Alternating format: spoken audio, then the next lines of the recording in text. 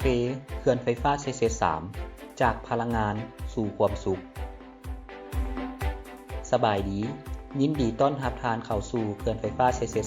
3ตั้งอยู่ท่ามกลางทงเพียงบริเวณอันเขียวงามของภาคใต้ของประเทศลาวที่นี่พวกเราบ่เพียงแต่ผลิตพลังงานเท่านั้นแต่ยังปลูกฝังความสุขนำอีกด้วยเขื่อนไฟฟ้าเซเซ3เป็นโครงการที่สำคัญผลิตไฟฟ้าได้80ล้านกิโลวัตต์โมงต่อปีสนองพลังงานให้แก่ที่อยู่อาศัยและอุตสาหกรรมในภาคใต้ของประเทศลาวแต่สิ่งที่น่าสนใจกว่านั้นพนักงานของเขื่อนไฟฟ้าเซเซ3ยังได้ปลูกกาแฟเป็นอาชีพเสริมอีกด้วยสวนกาแฟตั้งอยู่ใกล้กับเรือนพักพนักงานเป็นแนวความคิดที่เกิดขึ้นจากความต้องการสร้างรายได้เพิ่มเติมพนักงานได้ปลูกกาแฟกาติมอร์และกาแฟกลางอาราบิก้าและโรบัสต้าดินและสภาพอากาศของภูเพียงบริเวณแม่นเหมาะสมแก่การปลูกกาแฟพวกเขาได้เรียนรู้ขบวนการปลูกกาแฟด้วยตนเองและได้พัวพันทางด้านเทคนิคในการปลูกจากประชาชนอ้อมข้างเขื่อนเพื่อนำมาใช้